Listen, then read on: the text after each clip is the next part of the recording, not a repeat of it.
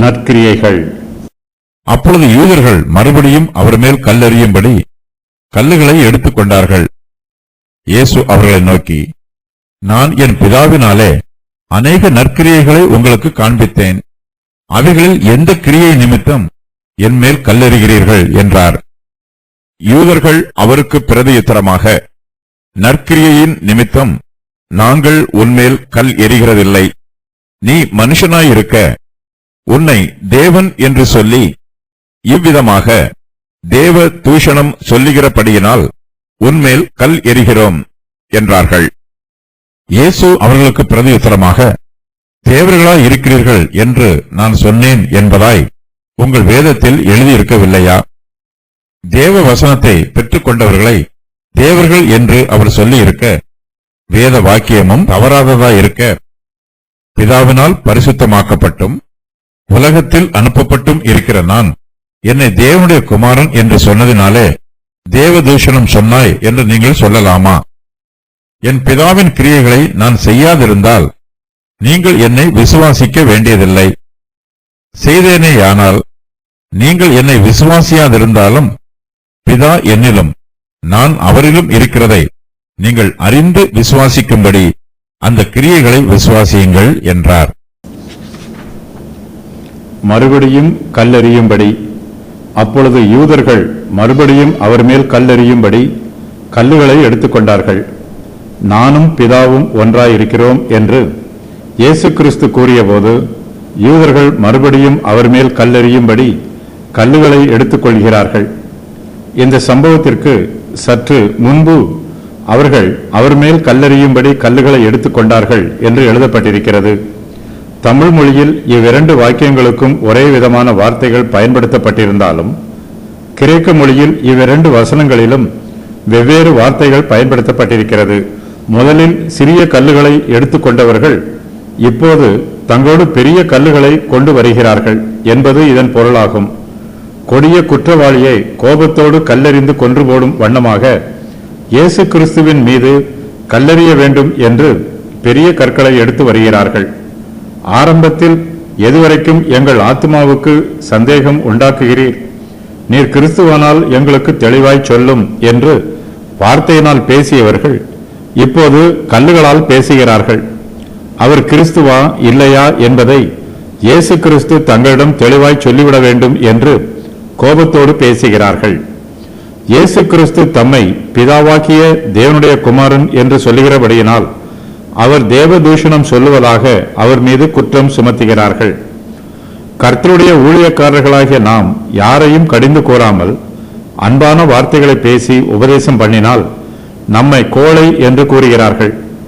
கடினமான வார்த்தைகளை கூறி ஜனங்களை கடிந்து கொண்டால் நம்மை முரட்டு குணம் உள்ளவர்கள் என்றும் அதிக பிரசங்கித்தனம் உள்ளவர்கள் என்றும் கோபிக்கிறார்கள். இயேசு கிறிஸ்துவின் உபதேசத்தை கேட்கிற ஜனங்களும் அவருடைய சத்திய வசனங்களை ஏற்றுக்கொள்ளாமல் அவர் மீது கோபப்படுகிறார்கள். ஏற்கனவே அவர் மீது கல்லெறியும்படி கல்லுகளை இவர்கள் எடுத்துக்கொண்டார்கள். ஆனால் இயேசுவோ அப்போது மறைந்து அவர்கள் நடுவே கடந்து தேவாலயத்தை விட்டு போகிறார். இயேசுவை அவர்களால் பிடிக்க முடியவில்லை. ஆனாலும் இயேசு கிறிஸ்துவின் மீது யூதர்களுக்கு அதிக கோபம் இருப்பதினால் அவர் மீது கல்லெறிய மறுபடியும் முயற்சி பண்ணுகிறார்கள். துணிகரமாக பாவம் செய்கிறவர்கள் பரலோகத்தின் மேல் கல்லெறிகிறார்கள். வானத்தை நோக்கி எறியப்படும் கல் மறுபடியும் கீழே வந்து அவர்கள் தலையின் மேல்தான் விழும். இயேசு கிறிஸ்து தேவ தூஷணம் கூறுகிறார் என்று யூதர்கள் நினைத்தார்கள். தாமும் பிதாவும் ஒன்றாய் இருக்கிறோம் என்று இயேசு கூறியதை அவர்களால் ஏற்றுக்கொள்ள முடியவில்லை. ஆகையினால் பழைய ஏற்பாட்டின் நியாயப்பிரமாண முறைமையின்படி தேவ தூஷணம் சொல்பவரை கல்லெறிவதற்காக யூதர்கள் கல்லுகளை எடுத்துக்கொண்டார்கள். எந்த கிரியையின் நிமித்தம்? இயேசு அவர்களை நோக்கி, நான் என் பிதாவினாலே அநேக நற்கிரியைகளை உங்களுக்கு காண்பித்தேன். அவைகளில் எந்த கிரியையின் நிமித்தம் என்மேல் கல்லெறிகிறீர்கள் என்றார். யூதர்கள் கையில் கல்லுகள் இருக்கிறது.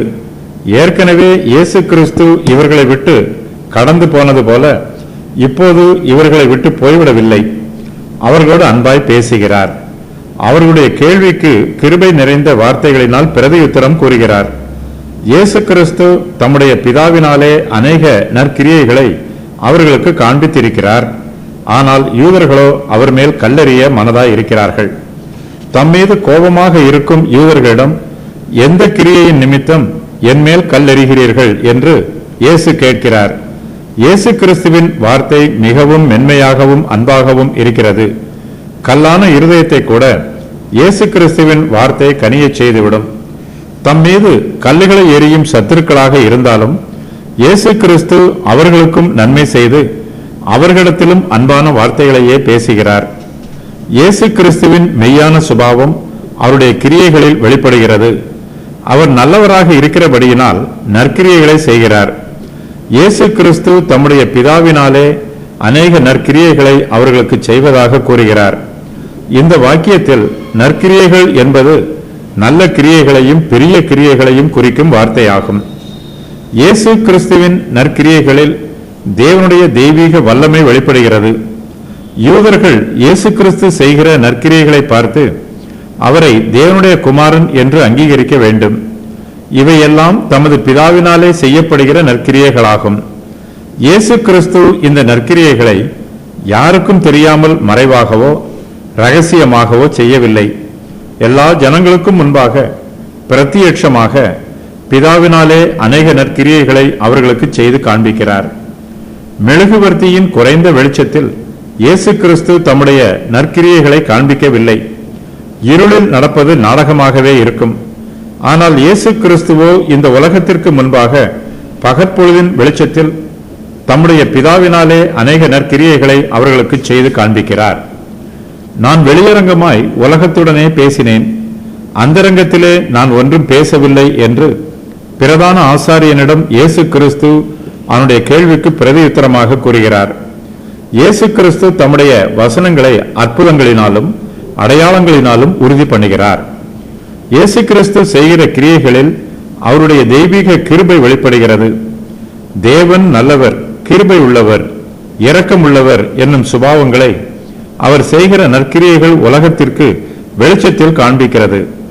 இயேசு கிறிஸ்துவின் அற்புத கிரியைகளை பார்த்து ஜனங்கள் ஆச்சரியப்படுகிறார்கள். அவர்களை ஆச்சரியப்படுத்துவதற்காக மாத்திரம் என்று இயேசு கிறிஸ்து நற்கிரியைகளை செய்யவில்லை. அவருடைய கிரியைகள் எல்லாமே அன்பு நிறைந்ததாகவும் கிருபை நிறைந்ததாகவும் ஜனங்களுக்கு நன்மை செய்யக்கூடியதாகவும் இருக்கிற நற்கிரியைகளாகும். ஆகையினால்தான் இயேசு கிறிஸ்து அவர்களை பார்த்து தாம் அநேக நற்கிரியைகளை தம்முடைய பிதாவினாலே அவர்களுக்கு காண்பித்ததாகவும் அவைகளில் எந்த கிரியையின் நிமித்தம் என்மேல் கல்லெறிகிறீர்கள் என்று கேட்கிறார். யூதர்கள் இயேசு கிறிஸ்துவோடு வாக்குவாதம் பண்ண வேண்டும் என்று விரும்பினால் அவர் செய்கிற நற்கிரியைகளின் நிமித்தமாகவே அவரோடு வாக்குவாதம் பண்ண வேண்டும். அந்த நற்கிரியைகளில் எந்த கிரியையின் நிமித்தம் தம்மோடு அவர்கள் வாக்குவாதம் பண்ண போகிறார்கள் என்பதை இயேசு அவர்களிடமே கேட்கிறார். எந்த கிரியையின் நிமித்தம் என்மேல் கல்லெறிகிறீர்கள் என்று இயேசு கிறிஸ்து அவர்களிடத்தில் கேட்கும்போது தம்முடைய கிரியைகள் எல்லாமே நற்கிரியைகள்தான் என்னும் பூரண நிச்சயம் இயேசு கிறிஸ்துவின் உள்ளத்தில் இருக்கிறது. தாம் செய்த நற்கிரியைகளில் இயேசு கிறிஸ்து உறுதியாக இருக்கிறார். அவர் நற்கிரியைகளை செய்யும் போது யூதர்கள் அவர் மீது கல்லெறியக்கூடாது. உபகாரம் பண்ணாவிட்டாலும் உபத்திரவம் பண்ணாமலாவது இருக்க வேண்டும். இயேசு கிறிஸ்துவின் மீது யூதர்கள் கோபத்துடன் இருக்கிறார்கள். அவர்களுடைய கோபத்திற்கான காரணம் என்ன என்பதை இயேசு கிறிஸ்து அவர்களிடத்திலேயே கேட்கிறார். இயேசு கிறிஸ்து வியாதியஸ்தரை சுஸ்தமாக்கினார், பிசாசுகளை துரத்தினார், குஷ்டரோகிகளை சுத்தமாக்கினார், மரித்தோரை உயிரோடு எழுப்பினார், ஏராளமான ஜனங்களுக்கு போஜனம் கொடுத்தார், சத்தியத்தை உபதேசம் பண்ணினார். இப்படிப்பட்ட நன்மைகளை செய்த தமக்கு அவர்கள் தரும் வெகுமதி இதுதானா என்று இயேசு கிறிஸ்து அவர்களிடம் கேட்கிறார்.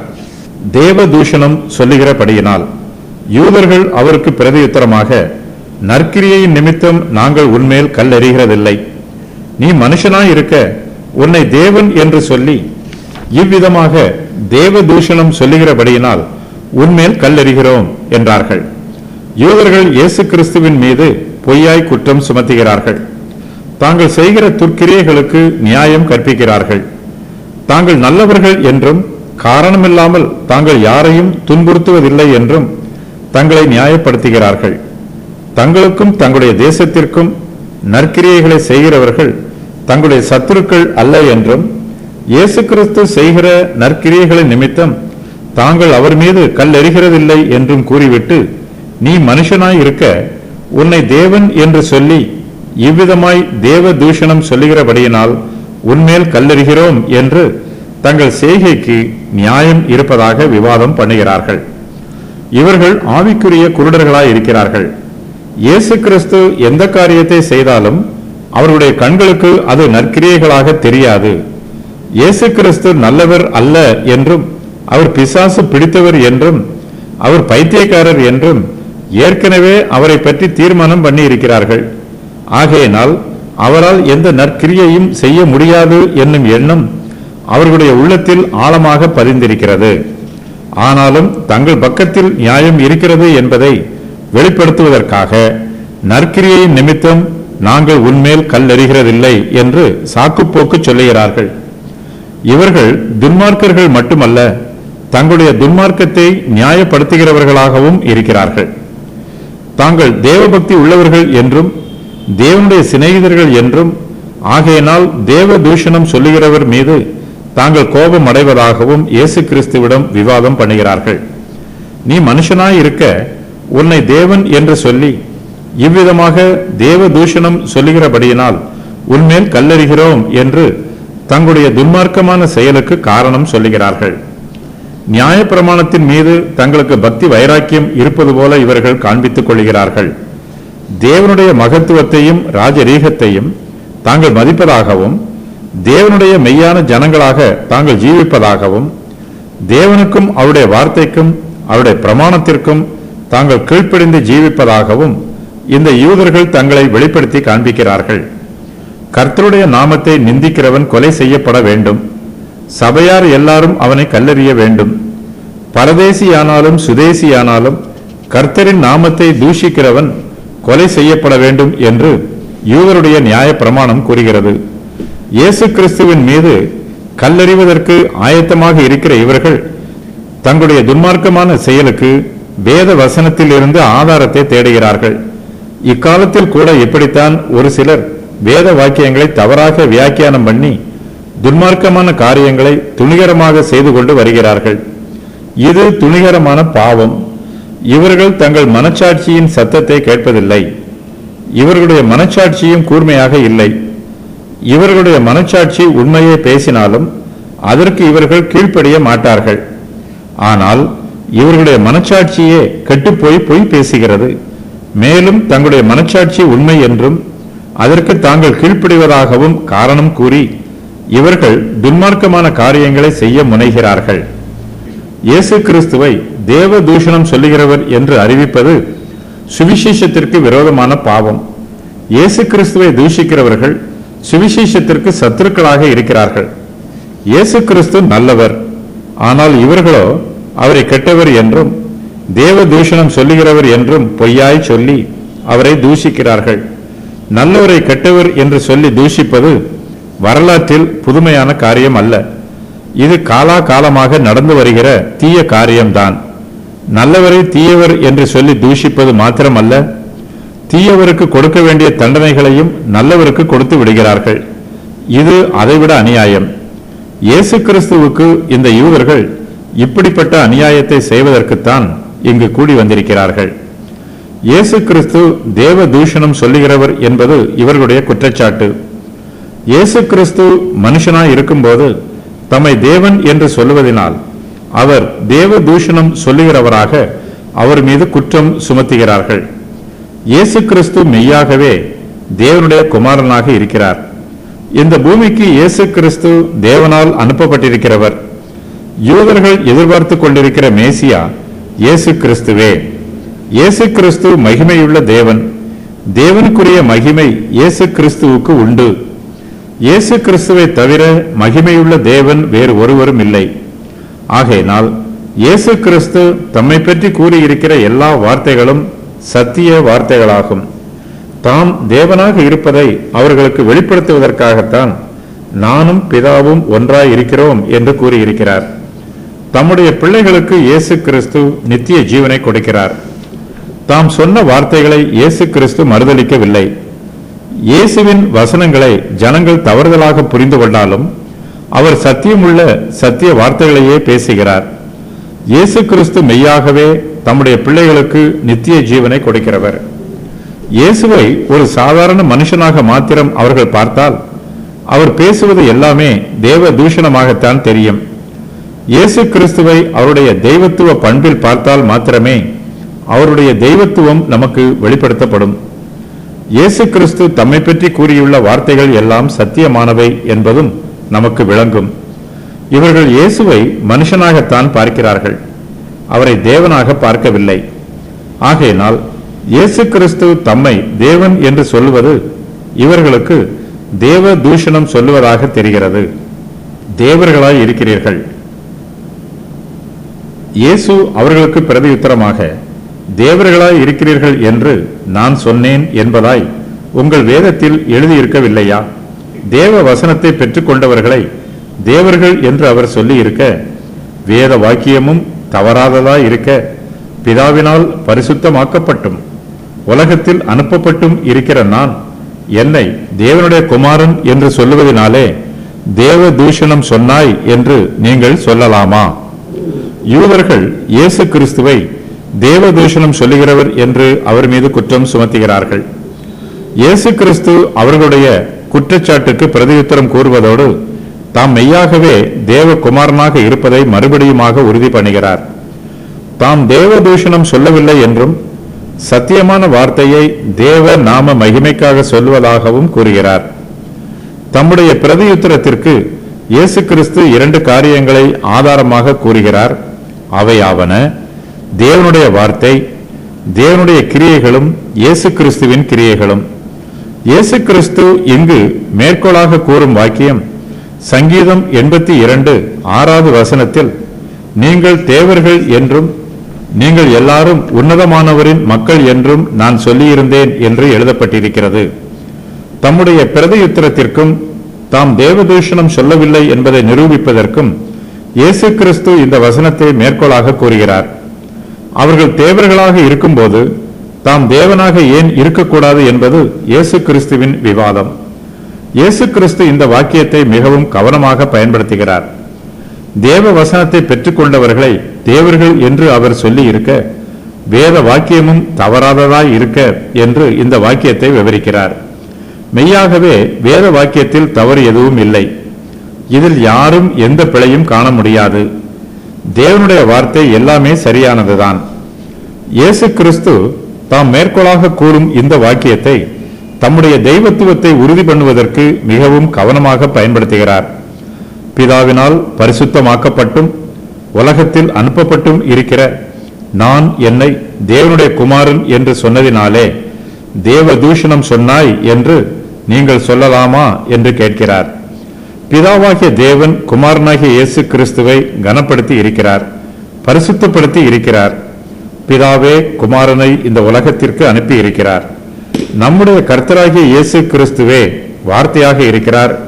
அவரிடத்தில் பரிசுத்த ஆவியானவர் அளவில்லாமல் அருளப்பட்டிருக்கிறார். எல்லாவற்றிற்கும் ஆண்டவராக இருக்குமாறு பிதாவாகிய தேவன் குமாரனாகிய இயேசு கிறிஸ்துவை இந்த உலகத்திற்கு அனுப்பி இருக்கிறார். பிதாவானவர் இயேசு கிறிஸ்துவை பரிசுத்தப்படுத்தி இருப்பதும் இந்த உலகத்திற்கு அனுப்பி இருப்பதும் அவரை தேவனுடைய குமாரன் என்னும் சத்தியத்தை நிரூபிக்கிறது. ஆகையினால் இயேசு கிறிஸ்து தம்மை தேவனுடைய குமாரன் என்று சொல்லுவது தேவ தூஷணம் சொல்லுவது ஆகாது. யூதர்கள் இயேசு கிறிஸ்துவின் மீது தூஷணமான வார்த்தைகளை பேசி அவரை அவமரியாதை செய்கிறார்கள். இயேசு கிறிஸ்து தேவ தூஷணம் சொல்லுகிறார் என்று கூறி அவரை நிந்திக்கிறார்கள். அவர் மனுஷராய் இருக்கிறார் என்றும் தம்மை தேவன் என்று சொல்லி தேவ தூஷணம் சொல்லுகிறார் என்றும் யூதர்கள் இயேசுவுக்கு விரோதமாக பேசுகிறார்கள். இயேசு கிறிஸ்து தம்மை தேவனுடைய குமாரன் என்று சொன்னது மெய்யான வார்த்தை. இது தேவ தூஷணம் சொல்லுவது ஆகாது. தாம் பிதாவினால் பரிசுத்தமாக்கப்பட்டிருப்பதையும் உலகத்தில் அனுப்பப்பட்டிருப்பதையும் எடுத்து கூறி தாம் சத்தியம் உள்ளவர் என்பதையும் இயேசு கிறிஸ்து தெளிவுபடுத்துகிறார்.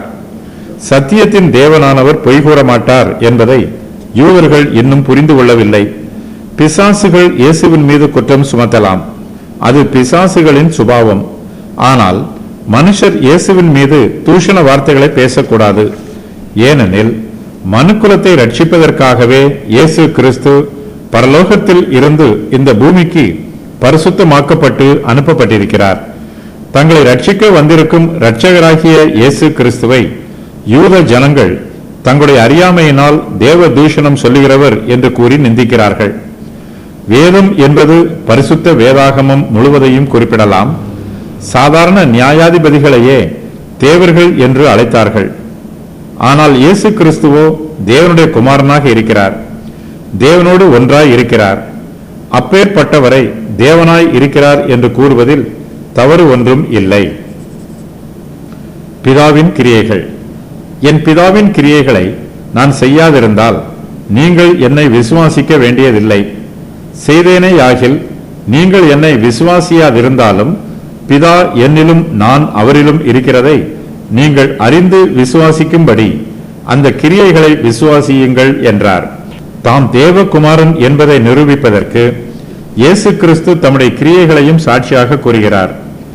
இயேசு கிறிஸ்துவும் பிதாவும் ஒன்றாய் இருப்பதினால் அவருடைய பிதாவின் கிரியைகளை இயேசு கிறிஸ்துவும் செய்கிறார்.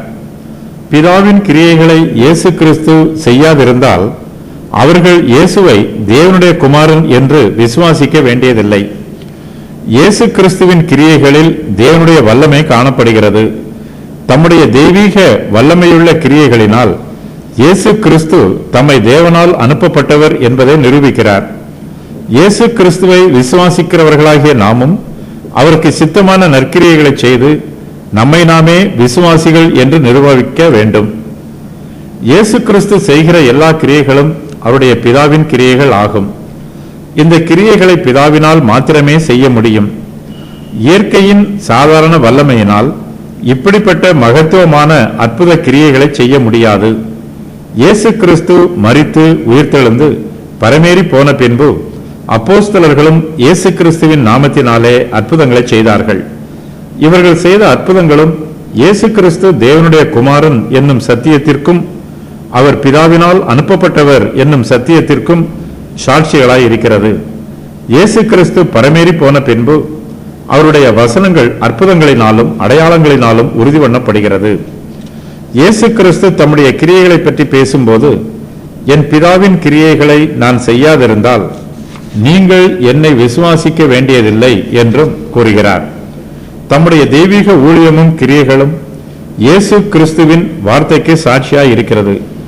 யூதர்கள் இயேசு கிறிஸ்துவின் கிரியைகளை பார்த்து அவரை விசுவாசிக்க வேண்டும். தம்முடைய கிரியைகள் எப்படி இருந்தாலும் அதையெல்லாம் பார்க்காமல் தம்மை தேவனுடைய குமாரனாக விசுவாசிக்க வேண்டும் என்று இயேசு கிறிஸ்து யூதர்களை கட்டாயப்படுத்தவில்லை. அவர் ஜனங்களை கடினமாக வேலை வாங்குகிற துர்க்குணமுள்ள எஜமான் அல்ல, விதைக்காத இடத்தில் அறுக்கிறவரும் அல்ல. யூதர்களிடத்தில் இயேசு கிறிஸ்து தம்முடைய வார்த்தையை தெளிவாகவும் உறுதியாகவும் பேசுகிறார். நான் பிதாவின் கிரியைகளை செய்தேனேயானால் நீங்கள் என்னை விசுவாசியாதிருந்தாலும் என்னுடைய கிரியைகளை விசுவாசியுங்கள் என்று கூறுகிறார். இயேசு கிறிஸ்துவின் கிரியைகள் பிதா அவரிலும் அவர் பிதாவிலும் இருக்கிறதை உறுதி பண்ணுகிறது.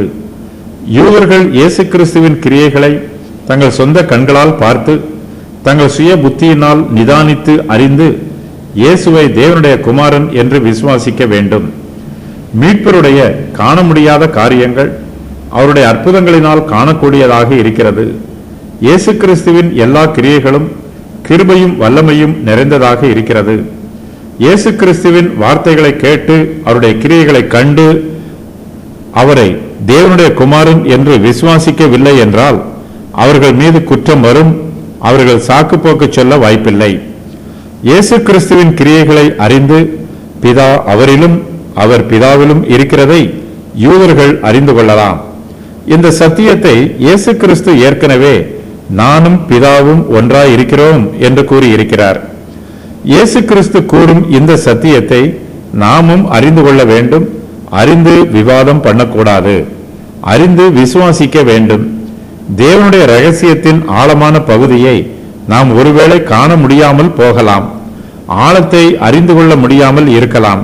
ஆயினும் தேவனுடைய ரகசியம் எந்த அளவுக்கு நமக்கு வெளிப்படுத்தப்பட்டிருக்கிறதோ அந்த அளவுக்கு அதை அறிந்து கொண்டு அதற்காக கர்த்தரை துதித்து தேவனுடைய சத்தியங்களை விசுவாசிக்க வேண்டும்.